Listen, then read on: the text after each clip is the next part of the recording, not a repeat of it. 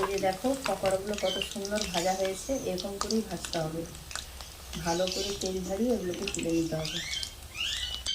Hi friends, কেমন আছো? আশা করি সবাই খুব ভালো আছো। তো অনেক দিন পর একটি দারুণ রেসিপি আজকে তোমাদের সাথে শেয়ার করব। তো আজকে রেসিপিটা একদম প্রথম থেকে শেষ পর্যন্ত দেখো। আর আজকে রেসিপি আশা করবো তোমাদের খুবই ভালো লাগবে। তো আজকে রেসিপির জন্য এই যে আমি এখানে কাঁচা আলু নিয়েছি। এই যে দেখুন কাঁচা আলু, এই যে হালকা হালকা গাছ বেরিয়েছে। এখন তো আলু গাছ লাগানোর সময়, সেই জন্য আলুগুলো দেখুন এই যে হালকা হালকা গাছ বেরিয়েছে। আর এখানে এসে চিকেন নিয়েছি।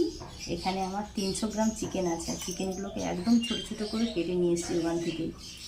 আর এই যে সামান্য কয়েকটা উপকরণ, এখানে আছে অ্যারারুট, আর এখানে আছে লাল রেড চিলি পাউডার, আর এখানে আছে পেঁয়াজ, আদা, রসুন, আর এখানে আছে ম্যাগি মশলা, আর কয়েকটা কাঁচা লঙ্কা, আর লবণ, আর ভাজার জন্য সাদা তেল। তো আজকে এইগুলো হলেই আমার কিন্তু রেসিপিটা খুব সুন্দরভাবে হবে। তো প্রথমে আমি যেটা করব, প্রথমে আলুগুলোকে ছাল ছাড়িয়ে আমি ছোটো ছোটো টুকরো করে কেটে নেব। এই আলুগুলো কাটার আগে একটা কথা বলে দিই, আজকে এই রেসিপিটার জন্য চিকেন যতটা নিতে হবে তার থেকে আলু একটু বেশি করে নিতে হবে। এখানে আমার আজকে 300 গ্রাম চিকেন আছে, আর এখান থেকে আমি আলু 400 গ্রাম মতো একটা নিজের আন্দাজ মতো নিয়ে নেব।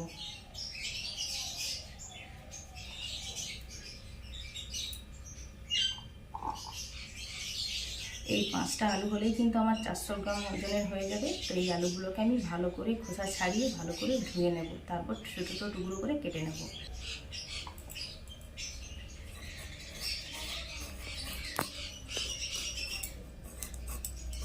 এখন আলু লাগানোর সময়, তো সেই জন্য সব আলুগুলোর মধ্যে এই যে আলুর যে চোখ আছে সব থেকে কিন্তু গাছ বেরিয়ে গেছে। আর এইগুলো সব চন্দ্রমুখী আলু।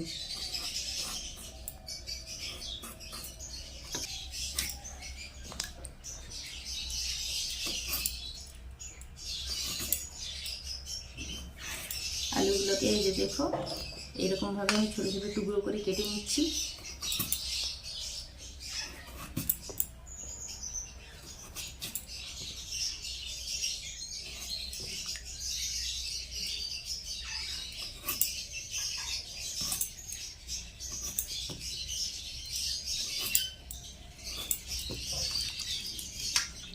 এবার এগুলোকে ভালো করে আরেকবার জল দিয়ে ধুয়ে নেব।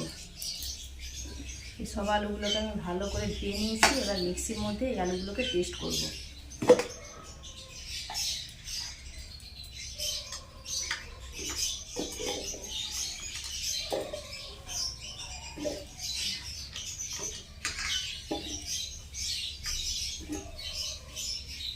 এই আলুর টুকরোগুলোর মধ্যে কিছু মশলা দেব।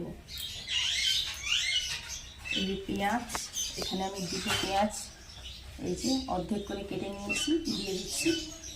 আর এখানে 4 কোয়া রসুন আর 2 টুকরো আদা, এগুলোকে সব একসঙ্গে পেস্ট করতে হবে। আর এই যে কয়েকটা কাঁচা লঙ্কা নিয়েছি। তো তোমরা যেমন ঝাল খাবে সেই বুঝে ঝালটা দেবে। তো একসঙ্গে এগুলোকে খুব ভালো করে পেস্ট করব। এবার এই পেস্টটাকে একটা পাত্রের মধ্যে ঢেলে নেব। আর এই যে দেখো পেস্টটা ঠিক এরকম হবে।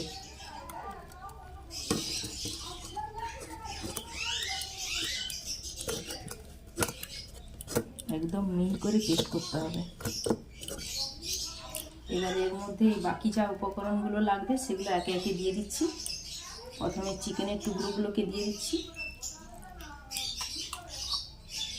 আর তোমরা যখন এই রেসিপিটা বাড়িতে করবে, চিকেনগুলোকে কিন্তু একদম ছোটো ছোটো টুকরো করে করে নিতে হবে।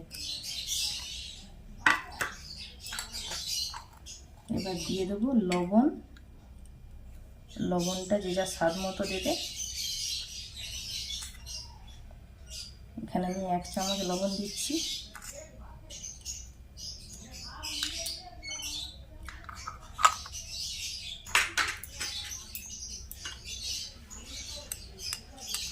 আর হালকা কালারের জন্য একটু কাশ্মীরি লাল লঙ্কার গুঁড়ো দিচ্ছি। এবার 1 প্যাকেট ম্যাগি মশলা দেবো।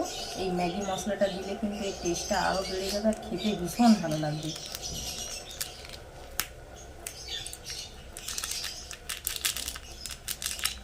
তোমরা যদি একটু বেশি পরিমাণ মাংস নিয়ে করো তো ম্যাগি মশলাটা একটু বেশি করে দেবে।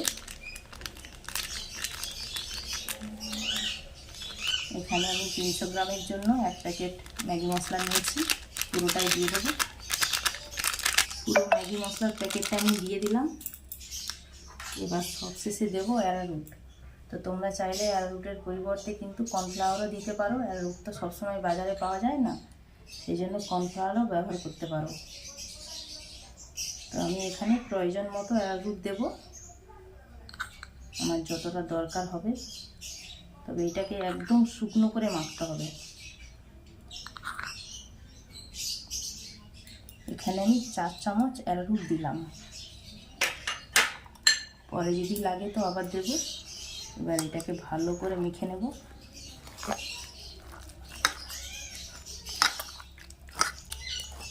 বন্ধুরা, এটা একটু জল জলে ভাব হয়ে গেছে, এর মধ্যে আরও অ্যারারুট মেশাতে হবে।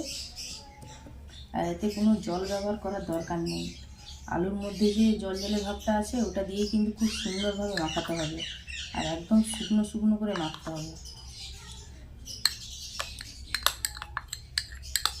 এখানে আমার 100 গ্রাম অ্যারারুট আছে, আমি সম্পূর্ণটাই দিয়ে দিচ্ছি, সম্পূর্ণটাই লাগবে। এখানে আমার 300 গ্রাম চিকেনের জন্য 100 গ্রাম পুরোপুরি অ্যারারুটটা আমি দিয়েছি। এবার এটাকে আবার ভালো করে মেখে নেব।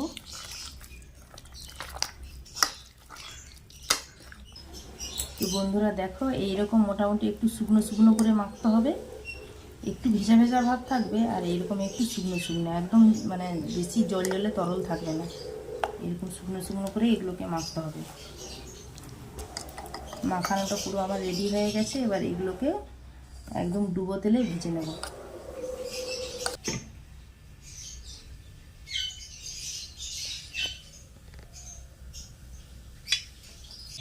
কড়ার মধ্যে বেশি করে সাদা তেল দিয়েছি। তেলটাকে খুব বেশি গরম করার দরকার নেই, হালকা গরম করে এগুলোকে ভাজতে হবে, তবেই খুব সুন্দরভাবে ভাজা হবে।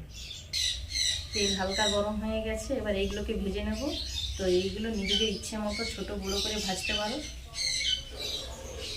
আর ভাজার সময় গ্যাসের তাপটাকে মিডিয়াম রেখে ভাজতে হবে। আজকে মোটামুটি আমি একটু মিডিয়াম সাইজের এগুলো ভাজবো।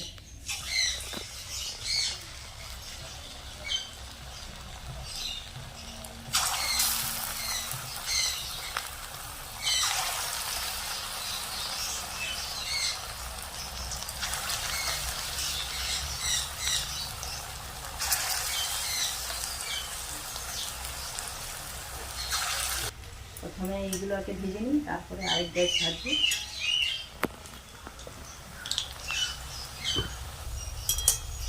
এগুলো খুব ধীরে ধীরে ভাজতে হবে, তবেই কিন্তু মাংসগুলো ভেতর থেকে খুব সুন্দরভাবে সেদ্ধ হবে আর ভাজা হবে। এক পিঠ ভাজা হয়ে যাক, তারপরে উল্টে দেবো। এক পিঠ হালকা হালকা ভাজা হয়ে গেছে, এবার উল্টে দিচ্ছি।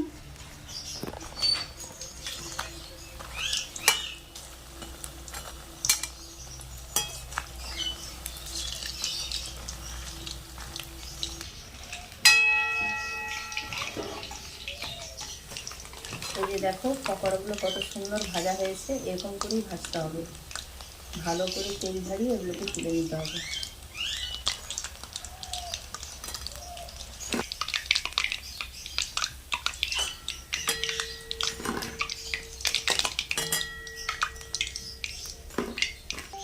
বন্ধুরা, সব পকোড়াগুলো আমার ভাজা হয়ে গেছে। আর এই পকোড়াগুলো সন্ধ্যেবেলায় শীতকালে বেশ হালকা টিফিন হিসেবে খেতে ভীষণ ভালো লাগবে। একটু সেলে আর একটু সস হলে বেশ খেতে বেশ ভালোই লাগবে। আর এই যে পকোড়াগুলো দেখো কেমন হয়েছে, এই দেখো কত সুন্দর ভাজা হয়েছে। এই দেখো, আর ভিতরের মাংসটাও কিন্তু খুব সুন্দরভাবে সেদ্ধ হয়ে গেছে। এবার একটু খেয়ে দেখি কেমন হয়েছে।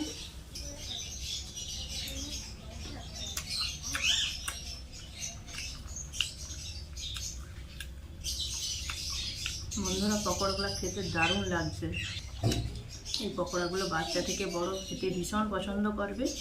তো বন্ধুরা, ভিডিওটা আজকে আমি এখানে শেষ করছি। দেখা হবে পরের রেসিপিতে।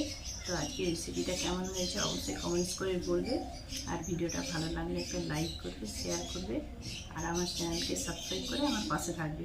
সবাই ভালো থাকবে, সুস্থ থাকবে।